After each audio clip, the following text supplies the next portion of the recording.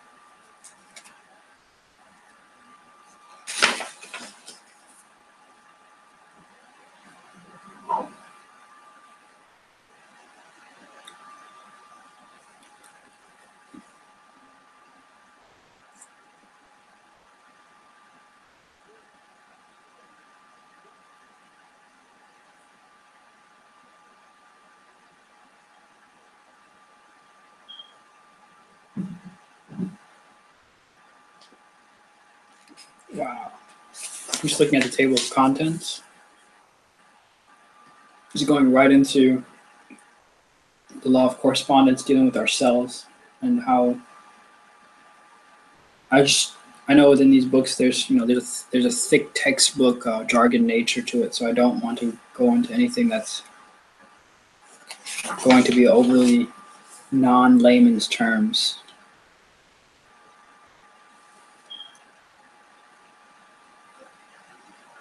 Okay.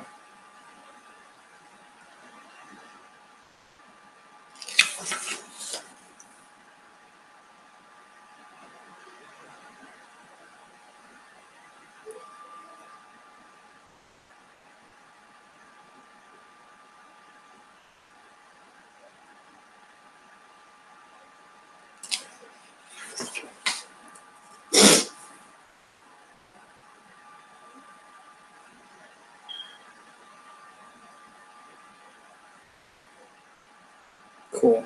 Dang, it's like a 500-page book. All right. All right. So the first segment looked like a good place to begin.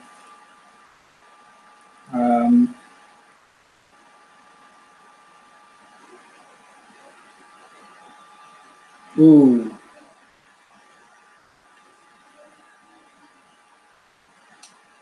Okay. I'm gonna get into chapter 1 then.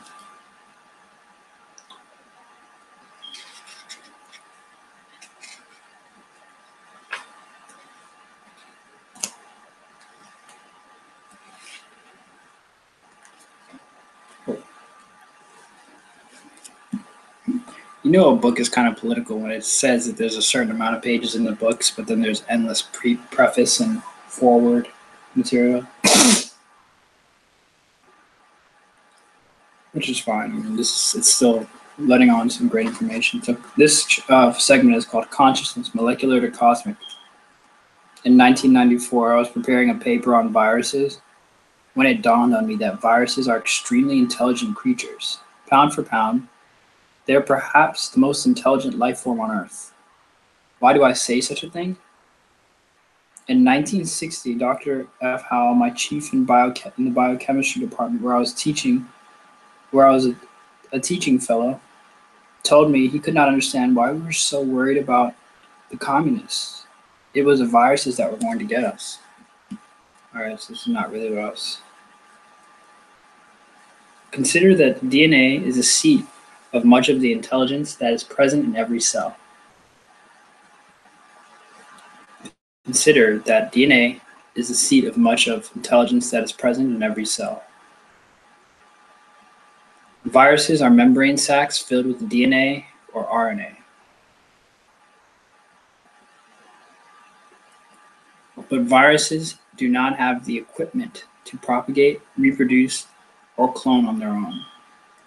They must take over another cell and use that cell's equipment in order to continue their existence as a life form.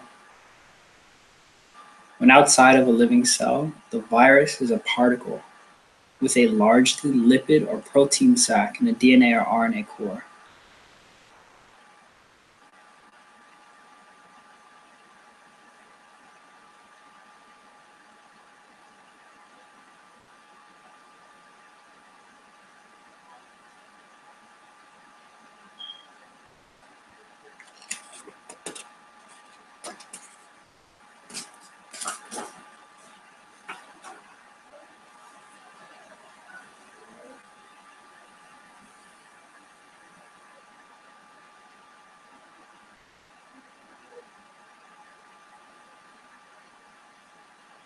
So he goes in further and talks about an AIDS patient he spoke with. And he said, during the week I dialogued in depth with him. He went deep in his non-conscious and discovered that he felt his life was not redeemable. He had been a high-class male prostitute and con artist for several years. His conscience wanted him dead. I dialogued with his liver, lungs, heart, spleen, and immune system. None of these consciousnesses could see an answer other than death. I then tried and succeeded in getting a voice that I felt might authentically be his virus. The virus voice informed me that it knew of his death wish and was only accommodating him. It wanted to help. With all this information uncovered, my patient left quite happy that he could die, start a new life, and have a chance to atone for his misconduct in this lifetime. I received word from his roommate about 3 weeks later that he died very happy and eager to begin his next lifetime with another chance. I have had several experiences like this one in my clinical practice. I now believe consciousness includes intelligence, personality, character, memory, likes and dislikes, wisdom, creative drive, and instinct. Indeed, I have come to believe that the cosmic consciousness has all of the attributes that yours has. I also believe that it is the sum total or aggregate of all the factors that contribute to it. Further, I believe that each of us offers contributing factors to the cosmos, and that the cosmos in turn influences each of us. So the influence runs in both directions.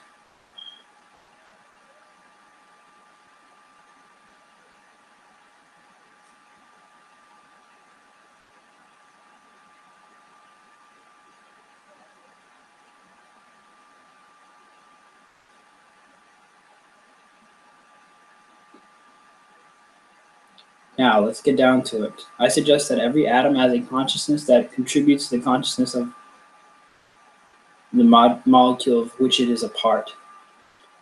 Remember, the molecular consciousness influences the atom, just as the atom influences the aggregate consciousness of the molecule.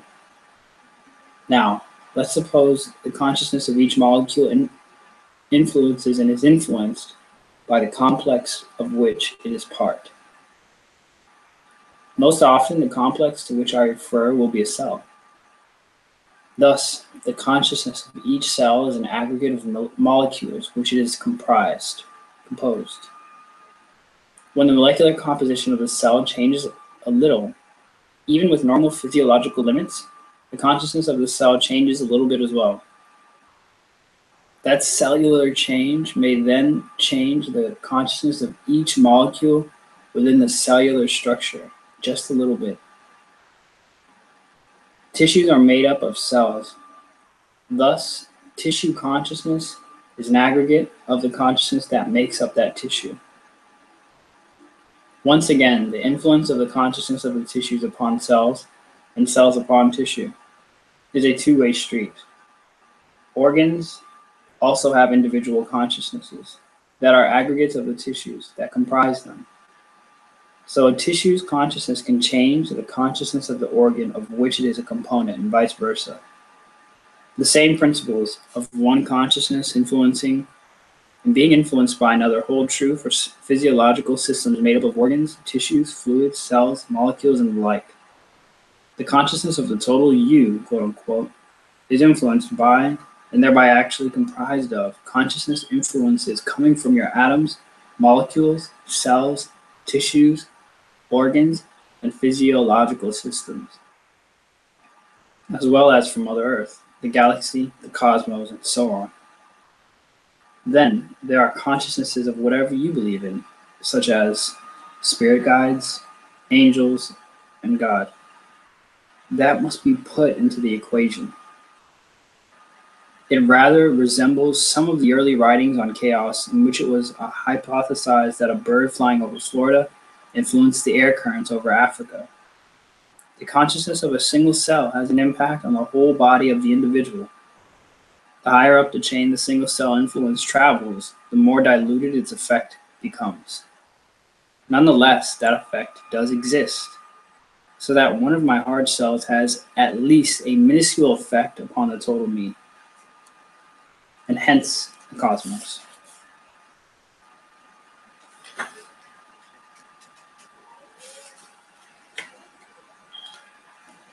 Summed up in just one law, if you just say the law of correspondence, but I like the concept of breaking down each tissue, each organ as its own, and seeing it as its scale and size for what it is. And that's what I think, that's one of the main reasons why I got this book. So it's not like a broad stroke. It's simplified, yet it's describing every layer and scale.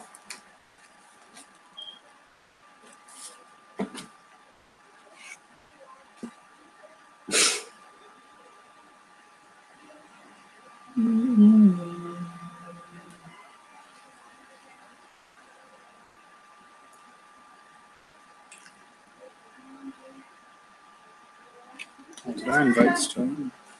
Maybe he's.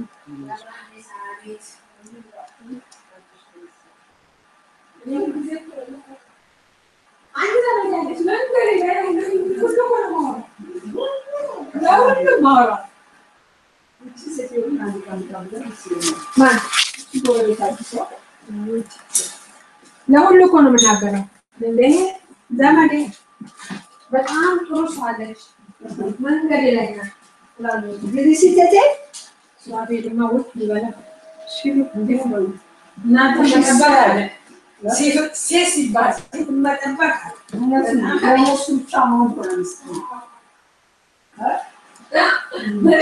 በጣም እስካሁን ይሄ እንደምቆይ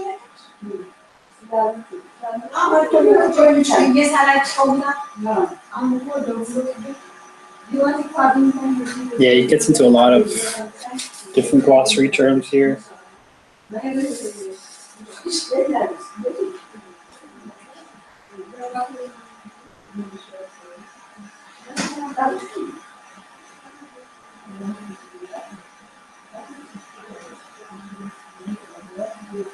All right, I think I'm just going to read through. I'm going to skip over the energy of consciousness. Maybe not. I'm just going to read through this chapter. The energy of consciousness. Imagine that all things live in a sea of energy. This is not to be confused with the sea of energy in acupuncture, which involves kneeling, conception, vessel. 17. Bladder. 10. And stomach 9 points. By sea of energy, I mean we are in what I'm doing something right now. Used to be referred to as ether. We are bathing in energy. We are perfused with energy. And it is truly a vast sea of energy that supports life within it, just as ocean waters support life within it. I'm sure that the sea of energy which I allude extends as far as the cosmos does. We have defined the cosmos as an orderly system, but we really don't know if it has boundaries or where they might be. I'm also sure that all earthly living things exist in this sea of energy, which includes the ocean waters. These cosmic and oceanic energies influence each of us. Just as we influence them, all of our intercommunications with the sea of energy or the oceanic milieu are via two-way streets. With the energies both within our bodies and outside of them, physicists have made it clear that in their view, energy can neither be created nor destroyed. However, it also seems clear that the nature of energy is quite changeable, malleable, plastic, and even adaptable. I subscribe to the concept that matter is dense energy, and from the opposite viewpoint, energy is thin matter. Whether you call it energy or matter, it's all made from the same stuff. As with the concept of the states of consciousness, all being on a continuum, I suggest that energy to matter states are connected on a density continuum with an infinite number of states between the two extremes, if there are extremes and endpoints. Further, it would seem that the states of energy to solid matter and back again are in constant state of flux. That is, the particles that make up energy are the same particles that make up matter, and they're constantly flowing back and forth. When I was working in the biomechanics department of Michigan State University, I was conversing with our department chairman, whose doctorate was in mechanical engineering. Dr. Robert Little made it very clear to me that everything is always flowing. He said that even granite rock is flowing all the time. It's simply flowing more slowly than less dense materials. Let's consider the possibility that consciousness is energy. As such, it can be solidified to some extent, which makes it flow more slowly. Consciousness also non-solidified energy, that is, consciousness is also non-solidified energy that is constantly in a rapid state of motion. Further, the states of solidification and non-solidification are represented by all the ratios in between the extremes at any given moment. If all of this is digestible to you, then we must recognize that the energies of consciousness are constantly moving between the cosmos and the ions, atoms, molecules, cells, tissues, etc., within each of us. Therefore, that was a particle of cosmic energy a moment ago may at this very instant be an energy particle in one of the cells of your cerebellum or liver, or any other cell of your body. This particle of energy may easily move from being one of your central nervous system cells to one of your immune cells or one of your hormone molecules, or any other place that it decides to go. One of the characteristics of consciousness is intelligence. Therefore, A particle of energy may certainly decide when and where it will go. I strongly suspect that all information is energy. Every concept and piece of data to which we are privy has a specifically designed signature in the sea of energy in which each of us is constantly bathing. This sea of energy bathes every cell in our bodies. It knows no boundaries. The energy permeates every nook and cranny, and the same energy is in every particle of our bodies. So let's assume information is energy and energy is consciousness. Once we allow ourselves to recognize and accept these possibilities, probabilities, facts, all conscious awareness. If it all came into our awareness at once, however, we would be overwhelmed. Rather, it's available to conscious awareness upon request. We just need to learn how to make those requests so that they may be honored. In my experience, examples of energy as universally available information are numerous. I'll share some of them with you. Dylon was 4 years old when I saw him as a patient on December 7th, 1998. His visits were the purpose of helping releasing some obstacles that were in the pathway of his developmental processes. He was not growing at the normal rate. He had a lack of symmetry of muscle size. For example, his right leg muscles were smaller than the left. He had a small mandible and was incessantly grinding his teeth when he slept. The official diagnostic label placed on Dylon by his pediatrician was Russell Silver Dwarf syndrome. To allay your curiosity, I'll tell you that in response to intensive craniosacral therapy, Dylon has a growth spurt of 2¼ inches over the next 2 months. He was again treated intensively for a week in August 1999. Subsequently, he experienced another growth spurt of 1½ inch. Dylon was next treated for a week in April 2001. At that time, his symptoms had abated and his growth was proceeding in a more constant pattern. I also witnessed total craniosacral system releases.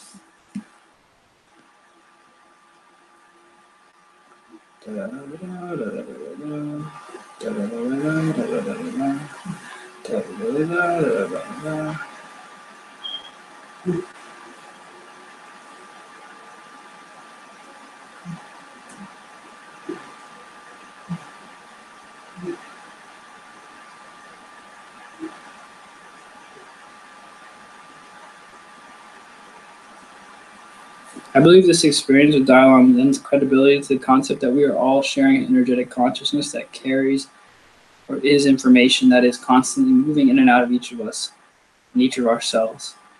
This energetic consciousness is dynamic and all-pervasive. I can further theorize that should we become consciously aware of all the pieces of information, concepts, and ideas that are constantly moving in and out of us, we would be overwhelmed and perhaps live in total confusion and irrationality.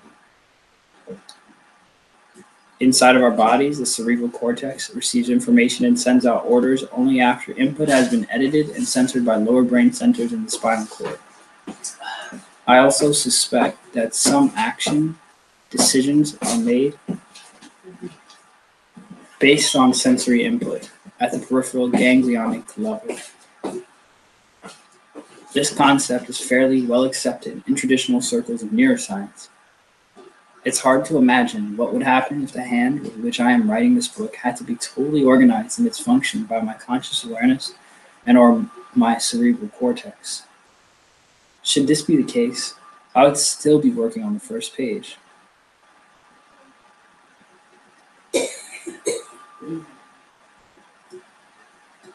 So if we accept that all the non-conscious subcortical work performed by various bodily sensors, editors, and decision makers on a second-to-second basis, it is done in order to keep us alive.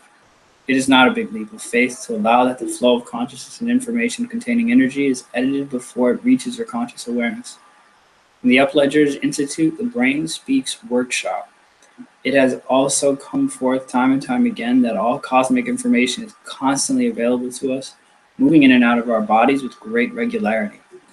That which reaches our conscious awareness is selected by a combination of the centrum, cerebellum, and medulla. The consistency of and agreement about how this screening system works offers the strong possibility that this is, at the very least, a semi-valid concept.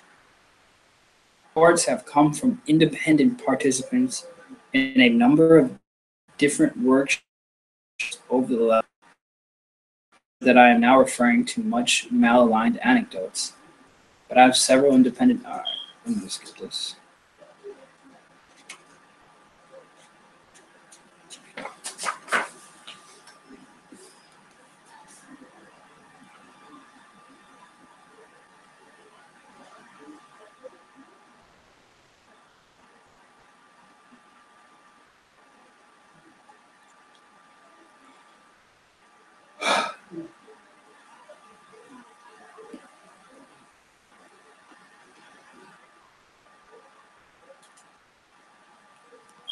It's going into seeing people that have found past life stuff. Because one of the things that craniosacral therapy can do is get you in touch with past parts of yourself because of the balancing that it does to certain parts of your muscles and tendons that haven't been used in a long time. Try as I might, I could not. I'm not stuff now.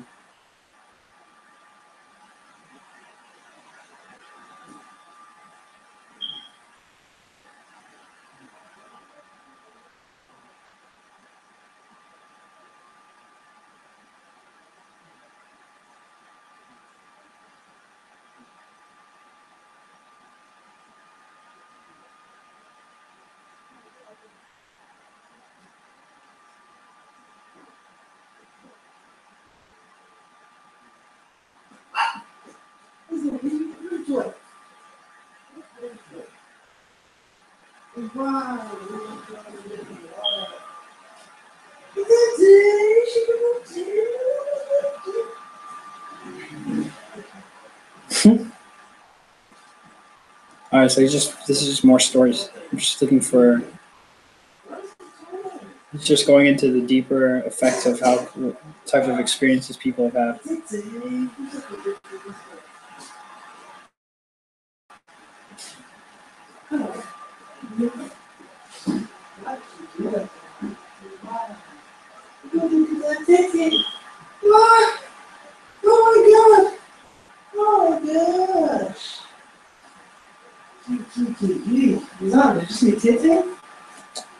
I heard she got a haircut. Come here. No, I don't want to see her. I know she looks. I know how she looks already. I've seen her brothers and sisters.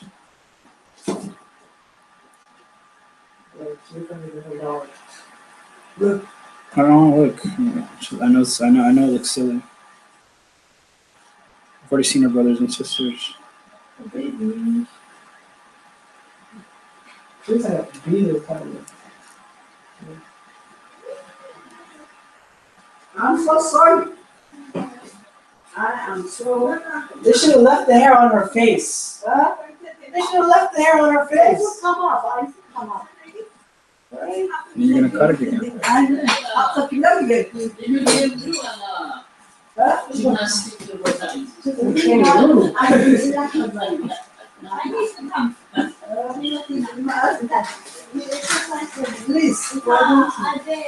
Dolphins in consciousness. I first had a dolphin consciousness into my own consciousness awareness in 1955 while aboard a Coast Guard cutter patrolling the Gulf of Mexico.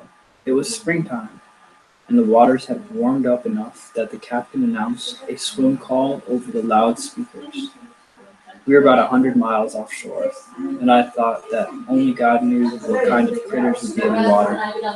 On the other hand, several of the guys stripped down and jumped over the side. Had they not done this first, I certainly would not have been swimming that day.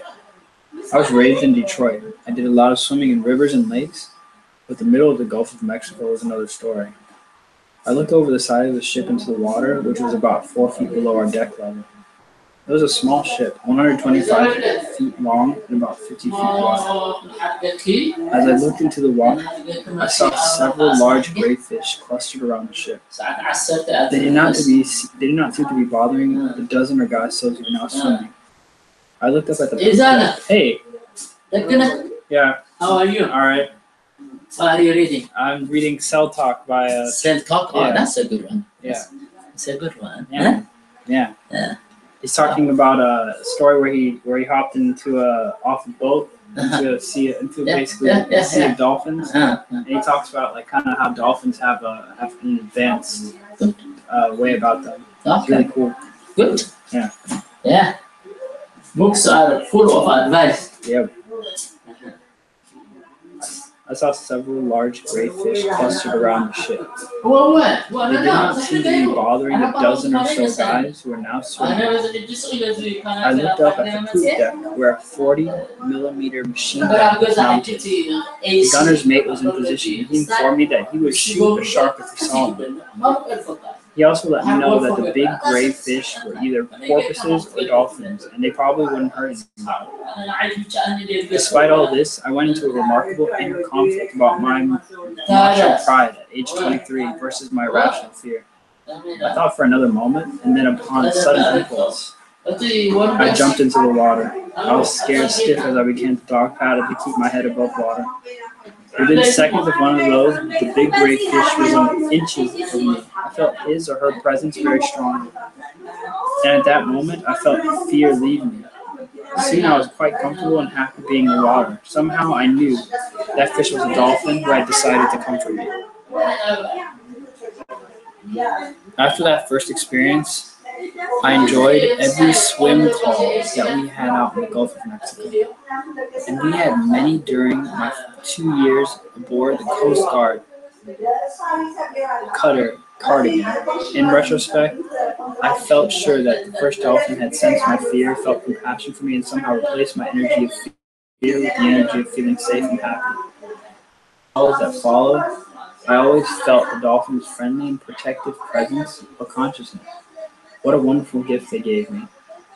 In 1956, I was transferred off ship to shore duty in Curtis Bay, Maryland.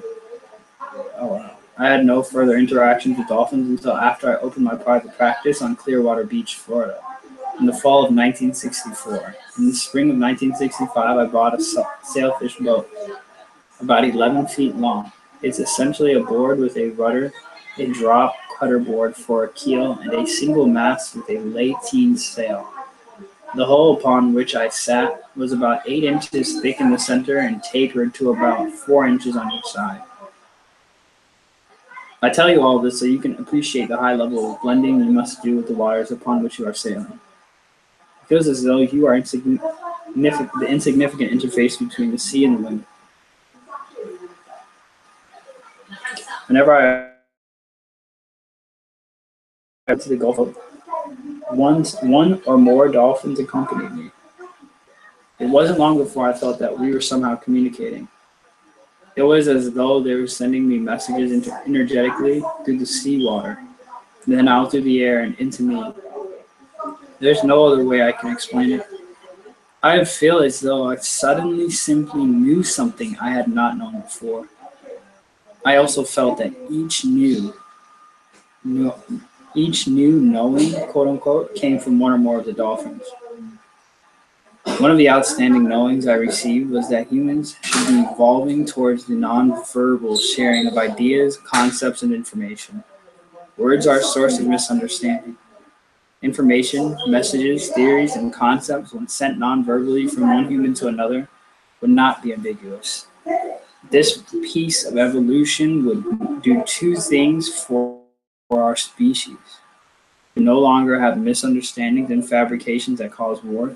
Second, we would be able to communicate with dolphins and other non-human living beings so that we could all share each other's wisdom. This sharing also results in human beings being more empathetic and compassionate toward Mother Earth, as well as other living things. After about 2 years, my family and I moved off to Clearwater Beach. Continued sailing for a few more years until my sailfish became waterlogged and disintegrated. I missed the dolphin contacts in the water, but I also felt their consciousness within my own from then on. We were connected. Then about 20 years later, I received a telephone call that brought a great deal of joy into my life. It was from one of our craniosacral therapists who knew of my love for dolphins. She also knew I understood that given the chance, dolphins would be happy to share with us what they knew about healing processes. She told me that she had recently gotten an offer from the Dolphin Research Center in Florida Keys to become director of research. She wanted to know if we would be interested in conducting some research with the patients at their facility. I thought long and hard for about 1/10 of a second before giving her an absolute yes. We set the program up so that each patient would be treated by 3 craniosacral therapists standing in about 4 feet of water. Buoyancy was not a problem in the salt water, so we needed no flotation gear.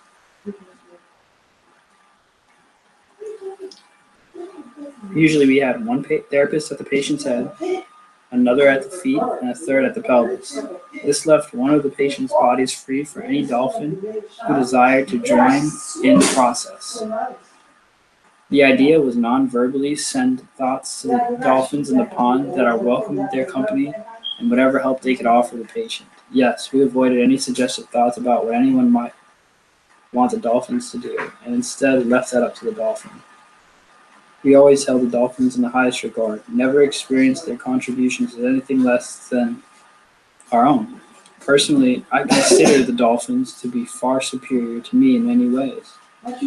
Typically, 2 or 3 dolphins would begin circling around the therapist and patient for a minute or two, as though checking the situation. Suddenly, one dolphin would move into the group, most often touching the patient's body with his or her nose. On some occasions, rather than immediately touching the patient, the dolphin might place the rostrum on a therapist's body.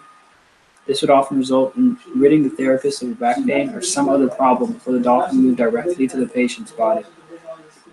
Sometimes the dolphins might simply send energy through the therapist into the patient. Believe me, no matter what the dolphin decided to do, we all felt the energy that was contributed to the treatment process. Occasionally, a dolphin would gently push the therapist aside to use that site for contact. This usually occurred when a dolphin decided to completely energize a patient's body by placing the rostrum on the side of one of the feet or on or near the kidneys. Wow, one acupuncture point. When this happened, most of us got goosebumps and our hair stood on end. I have not seen a dolphin treat a patient directly on the head. The dolphin contact, either directly with a patient or through a therapist's body, seldom lasted more than a minute. Yet patient improvements were usually perceived immediately by both the patient and therapist team. I did one experience that is sure to raise eyebrows. I was working on a 12-year-old boy's head as our team was treating him for a condition called osteitis deformis, in which the bones are extremely fragile and fracture easily. This young boy had suffered 14 major fractures so far in his life. As we were treating him, one dolphin came up, pushed the therapist off the boy's left foot, and then sent energy into the boy for 3 or 4 minutes.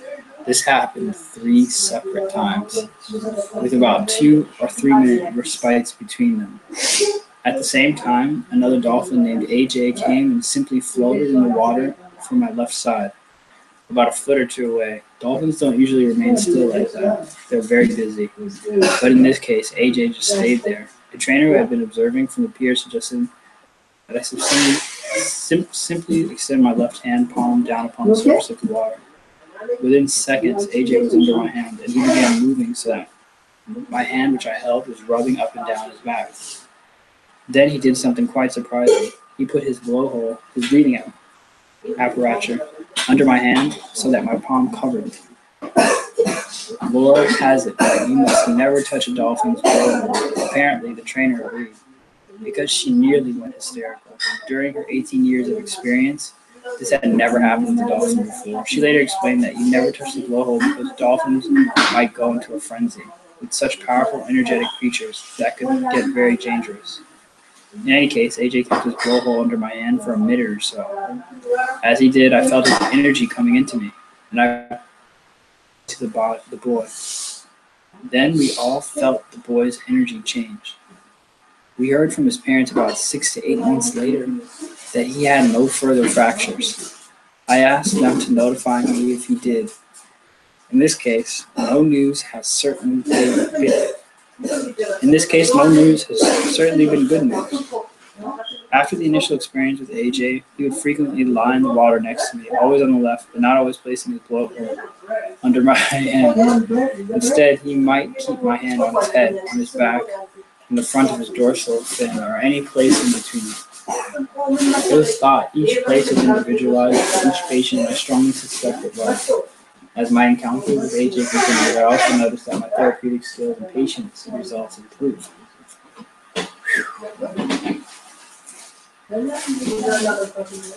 Psychics and consciousness. Thus far in my life, I have had the good fortune to know two authentic psychics, down deep and personal: Harriet Jerome and Frances Farrelly. Harriet was responsible for my conversion from loud-mouthed skeptic to humble believer. Later, Frances showed me that what she could do in patient diagnosis. Frances and I then evolved together to the level of mutual understanding and trust that resulted in our co-teaching some workshops together. Both Harriet and Frances have since returned to the spirit world, and they were both wonderful teachers who expanded my horizons significantly. I was introduced to Harriet in a rather interesting way that seemed to come about as a well-orchestrated plan. It was 1966, and I was talking to several friends, a lawyer, a patient, and a drummer. We used to play jazz and rock. Personally, I'm a piano man, addicted to jazz. So, as we were sitting around talking about the good old days with enough beer in us to impair our conservative selves, we agreed to open a jazz club together. All jazz players have, at some time or another, thought that if they only had their own club, they would really make it work. My lawyer friend Gene and I were no exceptions. To my surprise, within a couple of weeks, Gene found a country western bar and restaurant. It would need a lot of work, but we could get it for $50,000, liquor license included, and the owner only needed a $10,000 down payment. Gene and I agreed to do it. Then he chickened out, so I did it myself. I won't go through all the gory details, but we remodeled and opened. I had old friends who were jazz musicians coming from all over the country to play for 2 to 4 week stints. I had a manager for the restaurant and bar, and it was going along pretty well. I did gain some interest in the owners of the clubs I used to play in, and I had the audacity to think I could do it so much better.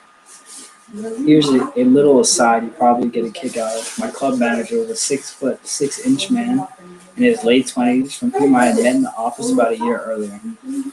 I had taken a .22 caliber bullet out of his left parietal bone with no questions asked. It had gone in on an angle without penetrating the inner surface of the bone and was easily removed. His name was simply Big Gordon, better known as Big G. We became friends, and he became my club manager. One day, early in our jazz club venture, Big G came to me with a problem. An inspector wanted $50 cash each week to help us pass our inspections. Big G wouldn't give it to him, so the inspector said we better have food for 200 meals on the premises at all times, or he would close us down. He said he would give us a chance to think it over. Big G felt that if we gave in to this bribe, it would never end. He also told me that a full meal meant meat, potatoes, and a vegetable. At that time, we were selling French dip sandwiches, hamburgers, cheeseburgers, and the like. So after some thought, I went to the supermarket. I came back with 200 frozen Swanson dinners, which we put in the freezer to fulfill the regulation.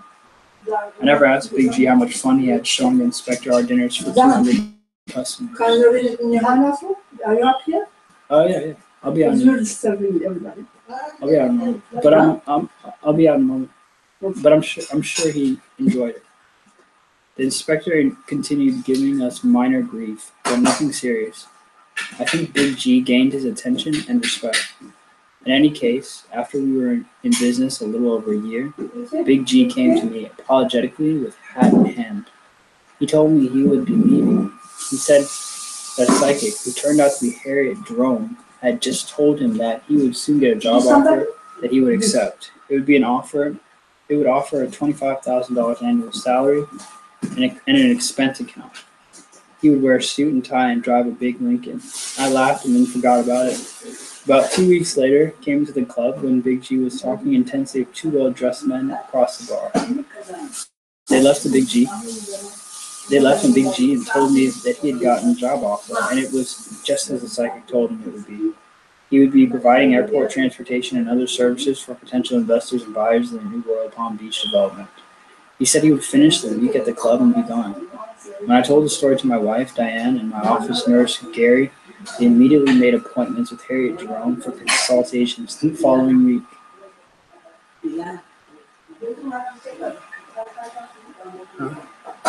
Huh? What? After Diane came home from meeting Harriet, she told me all about it. First, Harriet only accepted donations in a basket at the door. There was no charge.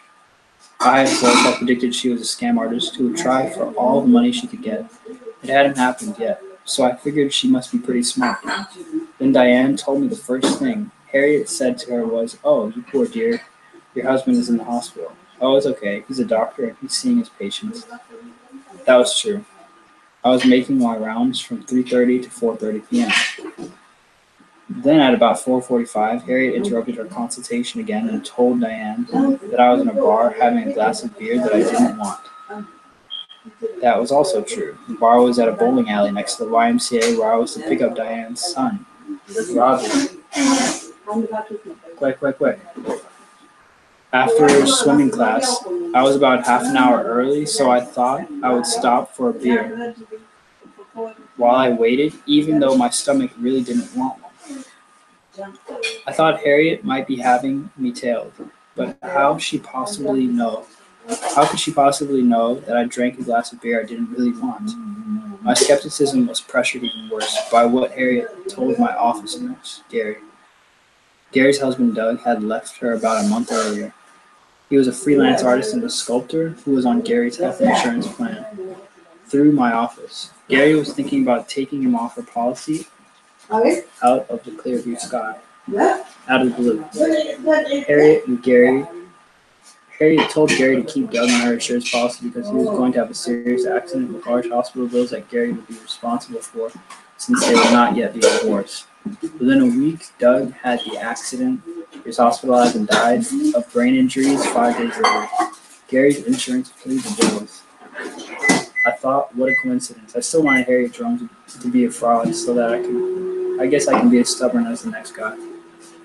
Soon after Doug's death, I called Harriet. I was going to investigate this fraud personally. I asked for an appointment on the following Monday and she agreed. I asked her if she wanted a name. She said no. I asked her how she knew I would be there. She told me that her business was to know such things. On Monday morning, I dressed in jeans and a t-shirt and drove my little Austin Healey Sprite down the appropriate alley to the rear of the little white frame house. I went up the back steps and knocked. A plumpish lady with white hair piled up in a bun and wearing a print apron came to the door. I had an appointment with Mrs. Jerome. She smiled like a wonderful grandmother from a G-rated movie. She said, and I quote, "I know, dear, you're the osteopath. You can fix my shoulder before we begin your consultation." I was at a total loss for words. My mind was going 100 miles an hour trying to figure out how she knew I was an osteopath.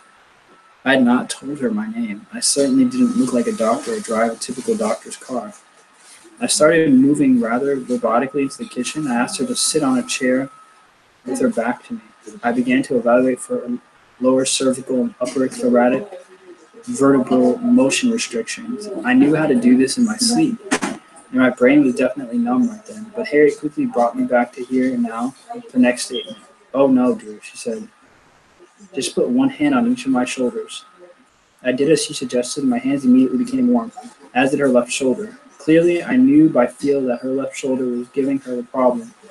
But then Harriet said, "Oh, you poor dear, you're so tired. Bluebell, will you please come and help John?" She knew my first name. Wow. Then the pantry door sort of whooshed open a bit, and I felt a perceptible breeze. My left hand and Harriet's left shoulder got very warm together. The heat lasted for less than a minute when it began to cool down. Harriet thanked me, got up from the chair, and asked me to sit with her at the kitchen table. She had prepared soup and sandwiches for us. The consultation began as we ate lunch. The skeptical John Upledger was now gone. In a very short time, I had turned 180 degrees in terms of my beliefs. Harriet was an exceptional teacher.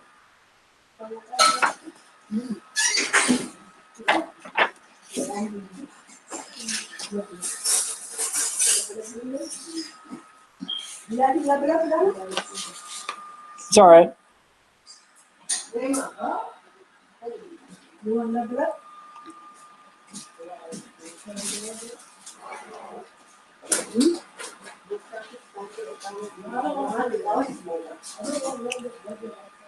All right, I'm just going to skim over about 5 pages left in the chapter.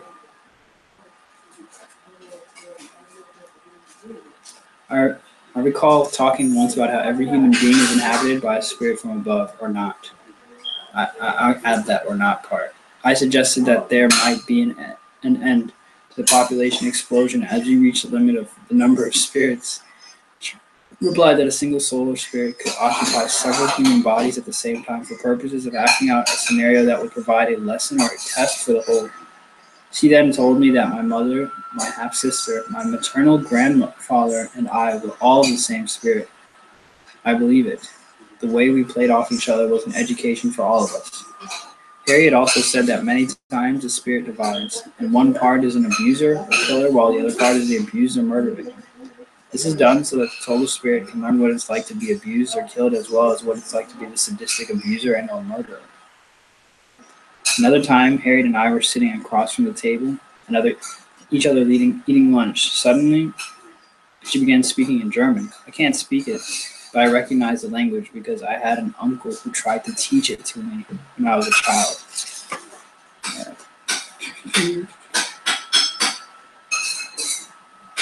But yeah, I think I'm just gonna wrap this up. See if I can find any nuggets.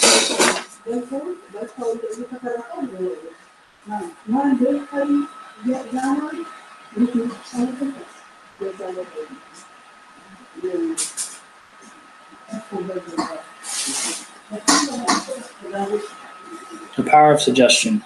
There's another area of work that I read about but did not experience personally. I discovered it in a journal when I was an undergraduate student on a term paper for one of my psychology classes. They use hypnosis.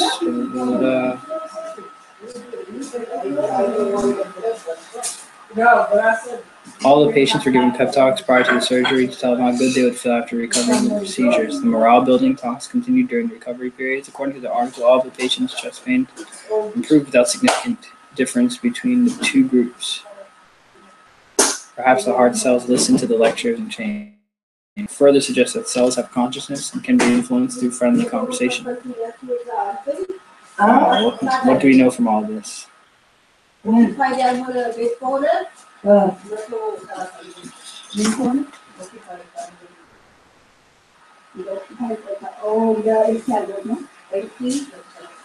and go with the flow. Consciousness energy is in you and all around you.